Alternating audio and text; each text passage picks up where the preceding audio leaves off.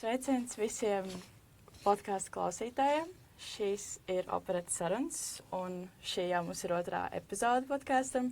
Šodien mums ir Edīte Strausa. Labdien! Edīte ir džeza dziedātāja, kas nu pat ir iegūusi maģistra grādu Jāzepa Vītola Latvijas Mūzikas akadēmijā, un studiju laikā papildus pieredzi guvusi apmaiņas programmā Beļģijā un Itālijā. Piedalījusies visādos festivālos, piemēram, Great Plains ASV, un vietējos festivālos kā Ventspils Groove, Salkrasti Jazz un Decibels.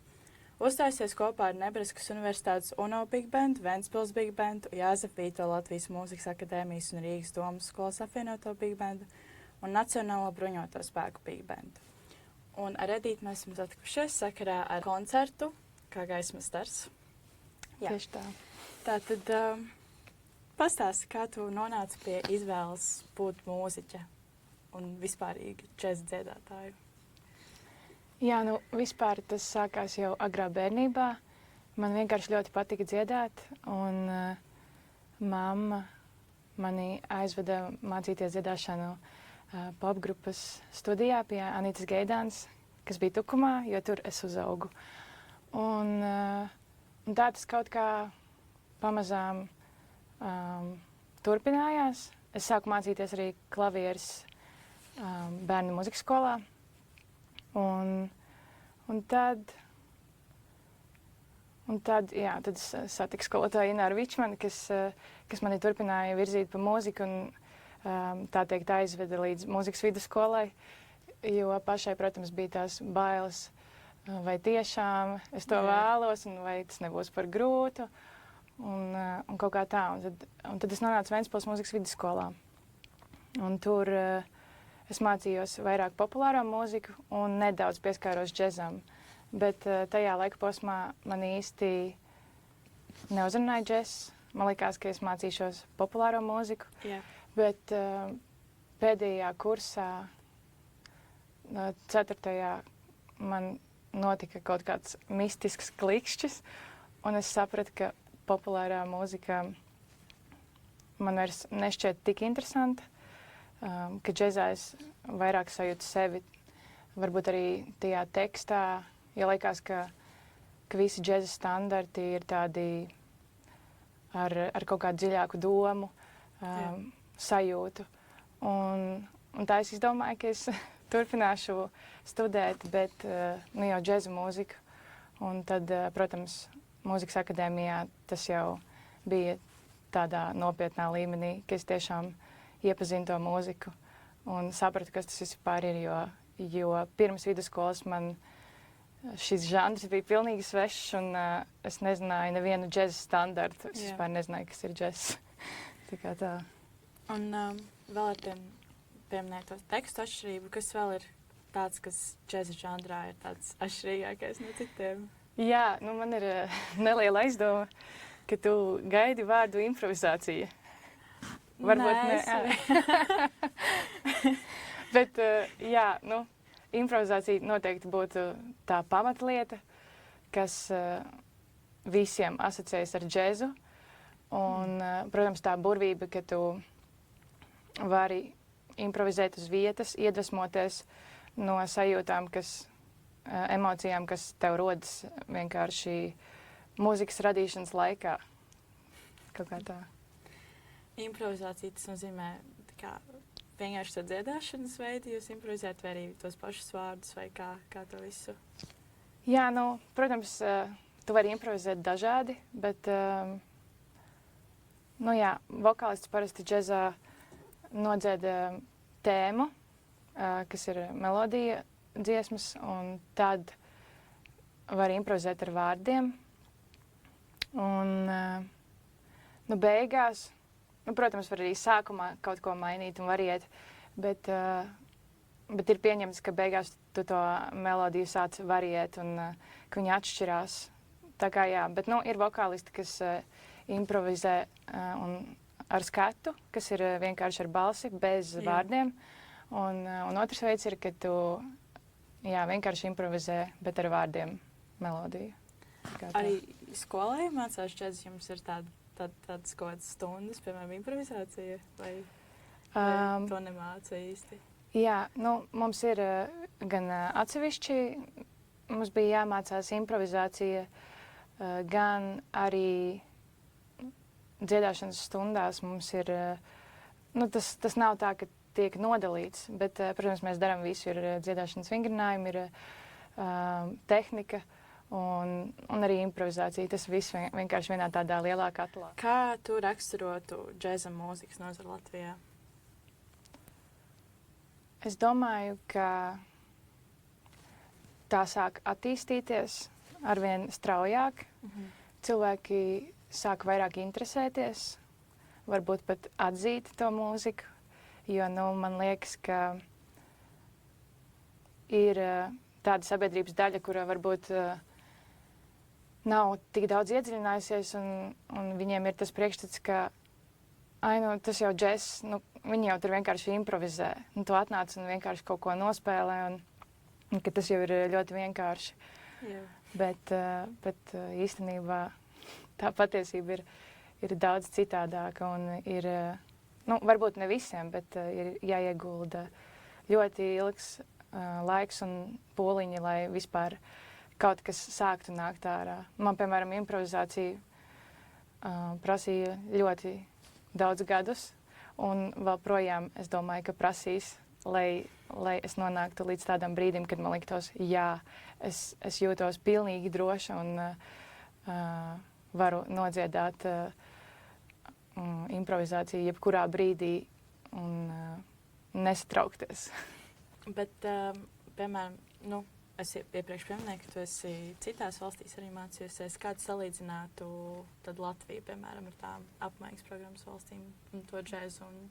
Vai ir kaut kādas atšķirības, vai ir diezgan līdzīgi?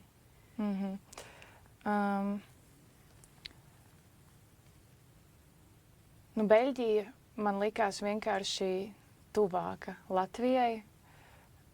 Tie paši arī cilvēki bija tādi, man liekas, tādi piesardzīgāki, augstāki. Nu, kā latvieši, kas varbūt uzreiz nenāks tev klāt un neteiks, hei, nāc bariņā, bet drīzāk paskatīsies sākumā, izvērtēs un tad domās, vai iet klāt. Jā. Un muzikālā ziņā, nu jā, bet varbūt tas bija vienkārši tāpēc, ka es esmu tā, kas meklē tradīciju, man patīk tradīcija džezā, un tāpēc pamatā tas bija arī tas, ko es dzirdēju tur esot.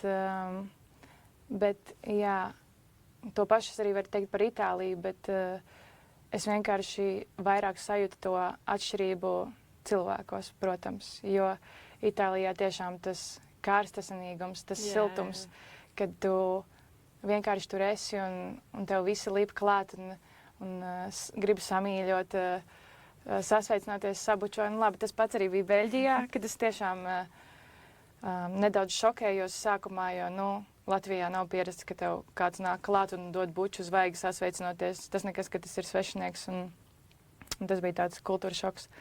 Bet Itālijā tas jau bija jau kaut kas pieredzēts, tāpēc es ātrāk adaptējos videi un tā. Kādas ir uzstāšanās iespējas kā džēza māksliniekam, vai tu pati vairāk meklē, vai daudz piedāvā, vai kā tas viss darbojās? Jā, nu, es domāju, ka kā jau visur dzīvē, tev ļoti daudz ir jādara pašam, ja tu vēlies kaut kur nokļūt. Un tev vienkārši ir jāprot un vienkārši jāpiedāvā sevi. Es esmu noteikti slings gadījums, jo man nav īsti tā sajūta, ka man vajag kaut kur lausties, ka man vajag sevi pierādīt. Man vienkārši patīk būt uz skatuves, darīt to, kas man patīk, tās emocijas, kas man ir dziedāšanas laikā, gan arī pēc tam, kad cilvēki nāk klāt un saka paldies un grib samīļot, tas man vienkārši pabaro tās emocijas skaistās. Jā, bet šķiet, ka es apņemos turpmāk, varbūt vairāk sākt strādāt ar sevi un meklēt kaut kādus variantus pati un negaidīt, kad tie nāks pie manis. Kā, piemēram, es pati pēdējā laikā esmu dzirdējis par kaut kādiem džēza klubiem Rīgā, vai tu pati arī tādus apmeklē? Jā, nu, šogad līdz ar skolas beigšanu es mazāk laika vispār veltīju tādām iestādēm, kā arī atgriežoties no Itālijas, man bija sastiepta pēdu saišu locītava, un es biju uz kruķiem kādu laiku. Tā kā, jā, tas bija tāds mierīgāks posms, bet es mēdzu pirms tam daudz iegriezties M-darbnīcā, kas, manuprāt, šobrīd ir Latvijā tāda numur viens vieta. Jā. Bet, protams, ka vēl ir noteikti kaut kādas mazas vietiņas, par kurām varbūt nav tik ļoti dzirdēts, un varbūt pat arī ne Rīgā, bet drīzāk, nu, piemēram, Liepājā. Jā. Bet, jā, es laikam sajūtu sevī nedaudz, es neesmu veca, bet man liekas, ka manī kaut kas pēdējā gada laikā pamainījās, un kaut kā tik ļoti vairs negribas skriet un tērēt savu enerģiju tik daudz tādos nakts dzīves pasākumos, kas, piemēram, džēza mūzika, vai ne, tas, protams, iet roku rokā, bet tajā pašā laikā tas ir ļoti nogurdinoši, ka tu tur aizēji, un tad, protams, ka tu pazīsti ļoti daudz cilvēkus, visi grib kaut ko parunāt, un protams, ka tas ir patīkami, bet tajā pašā laikā tas arī daudz atņem. Un dažreiz gribas vienkārši kaut kur aiziet un paklausīties mūziku. Un tā tad ir drīzāk jāmeklē kaut kādas vietas vai koncerti, kur tas ir paredzēts tikai tam. Jā, es tieši iedomājos tajām darbnīcā, ka viņam vienmēr tāds, aiziet kaut ko uzdziedi. Arī, jā, parasti tā ir, kad tur jāizej un tad saka, jāiet džemot, jāiet dziedāt, un tad ir tāds, nu, jā, varbūt šoreiz nē. Ja, nu, nevienmēr ir tā vēlme, gribas dažreiz vienkārši būt. Vienkārši arī izbaudīt kaut ko. Jā. Tev ir kāda mīļākā uzstāšanās reize? Jā, laikam jau šķiet, ka tas bija pavisam nesen. Tas bija Tukumā, pilsētā, kurā es jau vairs kādus gadus vairākus nedzīvoju. Bet tur kaut kā mistiski viss saslēdzās, jo es dienu iepriekš biju aizbraukusi uz to pilsētu satikt savu kolēģi un izmēģināt. Un mamma vakarā gribēja ar mani aiziet uz baznīcu, paskatīties, cik skaisti ir par godu rožu svētkiem izdekorēta. Tā, un viņa teica, nu jā, bet ejam, tūlīt jau slēgsies ciet. Un man likās, es taču nelauzīšos tur iekšā, zinu, kā cilvēki jau droši vien slēdz ciet to baznīcu. Un es jutos tā nērti, kad es iedomājos to situāciju, un es tagad tur lauzīšos. Un viņa teica, nu aizjām vismaz apskatīties, kas tur notiek. Un mēs aizgājām, un viss vēl ritēja pilnā spārā, bija cilvēki iekšā, un tad, protams, es arī apskatījos to skaistumu, un es satiku divas paziņas, kas man jautāja, bet, jo mēs stāstījām ar mammu, ka būs 5. starptautiskais operetes festivāls, kurā es arī piedalīšos, un ka jābrauc klausīties, un paziņas man teica tā, bet kad būs kaut kas tuvāk? Un es teicu, nu, es nezinu, gan jau kaut kad, zin kā, bet tas arī viss. Un nākamajā dienā ar savu kolēģi Rihardu Jokuško, kas būs bundznieks arī koncertā kā gaismas stars, viņš, pēc mēģinājuma mēs sēdējām, un viņš man saka, nu, vispār bija tā, ka viņam piezvanīja Liena Bēniņa, kas organizēja to koncertu, Un, jā, viņš saka, jā, es varētu, bet vispār man pretī sēž dziedātāji. Nu, cik es sapratu, viņš piekrita spēlēt koncertu vakarā, bet viņš teica, ka viņam pretī sēž dziedātāji. Yeah. Un, nu jā, un tad viņš man pajautāja, vai es varu. Man tā diena bija brīva, un man bija tāds, nu jā, kāpēc ne? Mēs aizbraucām uz Tukumu, mums bija laiks sarunāt vēl vienu draugu, kas mums pievienojās. Mēs izmēģinājām, izdomājām vēl pirms tam programmu, jo tā nebija jau gatava programma. Un tad mēs vienkārši nospēlējām koncertu, un pats dīvainākais bija tas, ka tas notika tieši tajā baznīcā, kur es biju pirms dienas.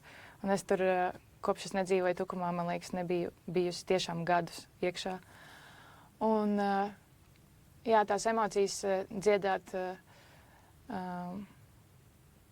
baznīcā, vietā, kur esmu uzaugusi, un redzēt visus tos skolotājus, draugu vecākus, paziņas, kas bija atnākuši un mani klausījās. Tas bija vienkārši ļoti saviļņojoši. Un, jā, nu, ja parasti es pēc koncertiem neraudu, tad tā bija tā pirmā retā reize, kad arī es patiešām jutos līdz sirds dziļumiem aizkustināta, un tās asaras vienkārši nobira.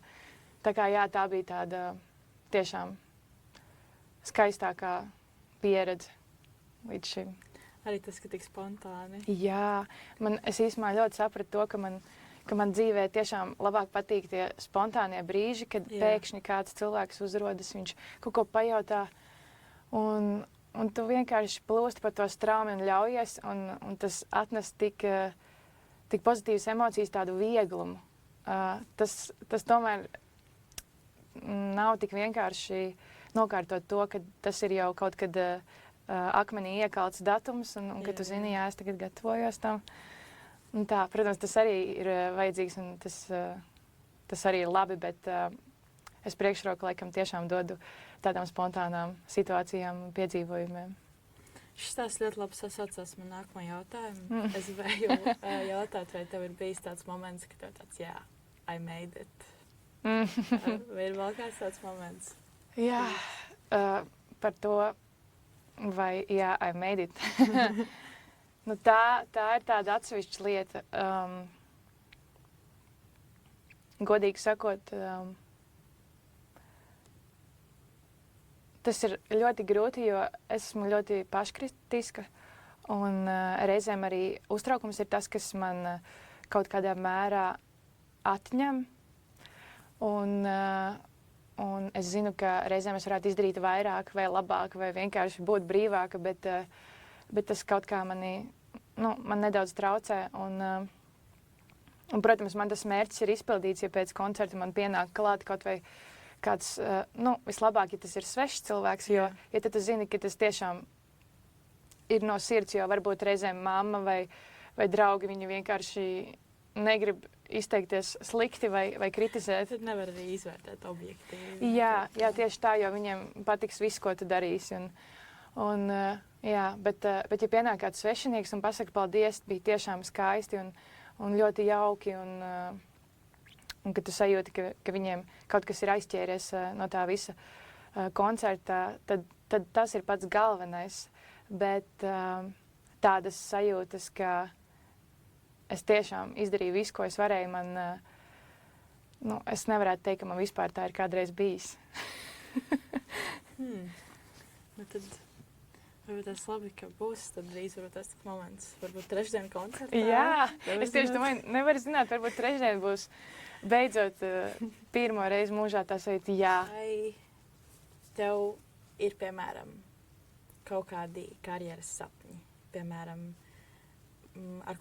sapnis, ar ko tu gribētu kopā uzstāties, vai kaut kāda vieta, kur tu gribētu uzstāties, tāda sapņu, tādi kaut tādi mērķi, ko atzīmēt pēc tam. Jā. Man laikam vajadzētu vairāk par to domāt, lai tas manifestētos. bet īstenībā nē. Man ir tā, ka tas, par ko es esmu domājusi, ka ka man ir svarīgi, lai tās nav lielas skatuves, jo es sapratu to, ka man ļoti uzrunā tie intīmie brīži, ka es varu tai publikai, tiem cilvēkiem, kas ir atnākuši, ka mēs varam nodibināt acu kontaktu, ka mēs varam pasmaidīt viens otram, ka man pasmaida pretī, un man tas ir ļoti svarīgi. Un dziedot tādos lielākos koncertos vai festivālos, tā sajūta ir tāda, ka tie cilvēki ir tālu prom, viņi ir neaizsniedzami. Un, protams, ka tev ir jāatrod veids, kā viņus aizsniegt tāpat, bet es tiešām izbaudu vairāk tās mazās koncertu vietiņas. Jā, kaut kā tā. Jā, tas ir jauki. Mm. Saistībā ar to pašu operas teātra festivālu, kāds bija viss tas sagatavošanās process? Kā jūs nonācāt vispār pie tādas koncerta idejas? Vai jūs paši veidojat, piemēram, to pašu koncertu, ko jūs muzicējat, vai kā tas viss notiek? Mm-hmm. Jā, vispār šī programma tika izveidota tāpēc, ka man bija jābeidz maģistrs. Yeah. Un vispār kaut kā ļoti nejauši sanāca, ka man liekas, pirms gada tieši Matīs Žilinskis bija tas, kas man pameta ideju taisīt aranžīs tieši latviešu dziesmām. Un tad es aprunājos ar savu pedagoģi Ingu Bērziņu, džez dziedātāju, un viņa teica, bet laba ideja, tiešām. Un tad es tā vēl nedaudz par to padomāju. Un tad jau es vienkārši sāku meklēt un jautāju pēc palīdzības gan Ingai, gan vēl cilvēkiem, kuriem ir ieraksti. Un es atlasīju vienkārši dziesmas, kas man uzrunāja visvairāk. Jā. Gan teksts, gan melodijas. Un es mēģināju, protams, to visu iztēloties tādā vienā programmā, lai tas būtu interesanti arī klausītājiem, lai nav tā, ka viņiem jau tur pēc trešās dziesmas sāk nākt miegs vai kaut kā tā. Un tad tā tas automātiski kaut kā arī aizved līdz operetei, ka tieši Agija Kazlauska bija atnākusi paklausīties to koncertu programmu, un viņai ļoti iepatikās, un viņa teica, ka viņa vēlētos to dzirdēt operas festivālā. Un, protams, es teicu, jā, kāpēc ne? Tā ir lieliska iespēja uzstāties. Un, protams, ka tas tiešām tas ir īpaši, ka mēs piedalīsimies operas festivālā, jo, kad es pasaku kādiem draugiem, ka tas būs operas festivāls, tad pirmā reakcija ir tāda, operas festivāls? Viņi nesaprot, ko tu tur darīsi. Yeah. Un tad es saku, jā, bet pirmo gadu viņi ir izdomājuši, ka varētu iekļaut arī džēza mūziku, un tāpēc man ir liels prieks, ka mēs varam būt tieši tie pirmie šajā sastāvā un ienest arī kaut ko jaunu. Jā. Jā. Paldies tev par atbildēm. Tad uz šīs nots arī trešdien, 9. augustā, mēs varam tikties ar tevi tavā džēza koncertā kā Gaismas stars Ikšķilē, Startautiskā operas festivālā. Paldies tev, ka atnāci. Paldies par sarunu. Bija ļoti interesanti. Un tad tiekamies jau nākamajā epizodē. Jā, gaidīsim.